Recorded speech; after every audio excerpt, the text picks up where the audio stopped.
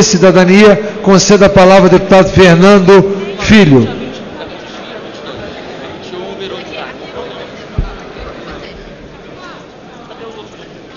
Senhor presidente, senhoras e senhores deputados, esse projeto de lei do deputado Manato teve apensado também outros projetos do deputado Leda Pisciani, do deputado Mendonça Filho.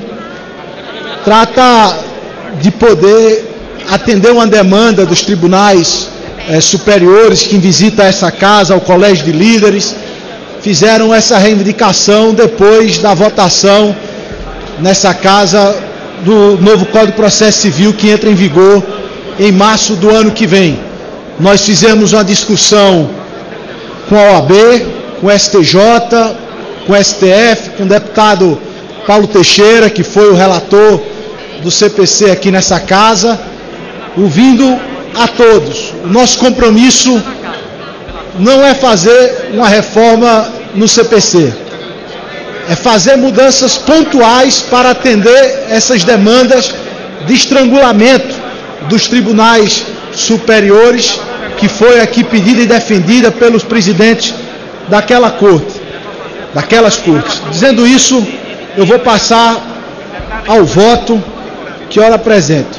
As presentes proposições, em termos formais, não acusam inconstitucionalidade, cabendo ao Congresso Nacional a iniciativa de lei sobre matéria processual civil, por inserir-se na esfera de competência privativa da União, a teor do que dispõe o artigo 22, inciso 1, e o caput do artigo 48, ambos da Constituição Federal.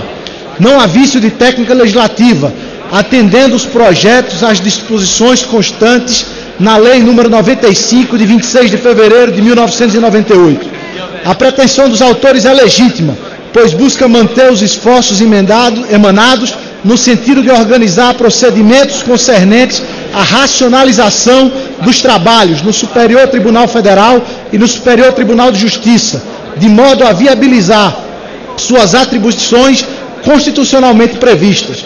No entanto, mais do que um sistema integrado, o Poder Judiciário deve oferecer satisfatória prestação jurisdicional aos que a ele recorrem, assegurando que o cidadão não tenha seu acesso à justiça frustrado sem digna resposta. No tocante à juridicidade, sugerimos a adequação da redação do inciso 3º do artigo 521 e do parágrafo 3º do artigo 537, ambos da Lei número 13.105 de 2015, retirando sua remissão aos incisos 2 e 3 do artigo 1042, em decorrência da revogação pretendida nesse projeto, evitando-se conflito normativo. Quanto ao mérito, consideramos que os projetos principal e apensado complementam-se, mormente no que diz respeito ao juízo de admissibilidade nos tribunais de origem, garantindo a celeridade e o filtro necessário nos julgamentos de repercussão geral e recursos repetitivos. Fazem ainda as alterações necessárias no ordenamento processual, de modo que se torne viável o cumprimento da missão constitucional atribuída aos tribunais superiores. De acordo com o Superior Tribunal de Justiça, no ano de 2014, foram interpostos perante os tribunais de origem 452.700 recursos especiais, dos quais 183.900 foram objetos de agravo ao STJ em razão da inadmissibilidade, porém, sendo admitido apenas 77.000 dos 183.900 que subiram dos recursos especiais. Portanto, quase metade dos recursos que hoje são barrados nos tribunais locais, inclusive sem interposição de agravo, seria diretamente remetida ao Tribunal Superior. Ou seja, um duplo juízo de admissibilidade tem funcionado como um filtro importante para o acesso ao STF e ao STJ, tornando mais célere a prestação jurisdicional. Quanto ao cabimento de reclamações e agravos interpostos perante o Superior Tribunal Federal e o Superior Tribunal de Justiça para impugnar decisões dos tribunais de origem de mais juízos que apliquem os precedentes originados dos julgamentos com repercussão geral ou em recursos repetitivos, temos que essa possibilidade vá de encontro à lógica atualmente adotada em relação aos esforços aplicados para impedir uma avalanche de processos obste o devido andamento nas instâncias superiores, gerando sobrecarga de trabalho aos servidores desses tribunais e, por consequência, poderá agravar a morosidade processual. Contudo, como forma de aperfeiçoamento das inovações trazidas pelo novo Código de Processo Civil, que prevê que os juízes e tribunais devem obedecer à ordem cronológica de conclusão para proferir sentença ou acordo, retiramos a obrigação da obediência e tornamos preferível, de modo que outros critérios de gerenciamento da tramitação e julgamentos dos processos em situações concretas não fiquem prejudicados, dando discricionalidade ao magistrado para gerir de acordo com a necessidade da prestação jurisdicional. Nesse sentido, suprimimos a revogação dos artigos 12 e 153, pelo fato de o substitutivo que ora apresentamos já promover a alteração da redação de ambos os dispositivos. O objetivo é prestigiar os princípios constitucionais da igualdade, impessoalidade e publicidade, tornando o modus operandi mais previsível para as partes, dando-lhes mais segurança.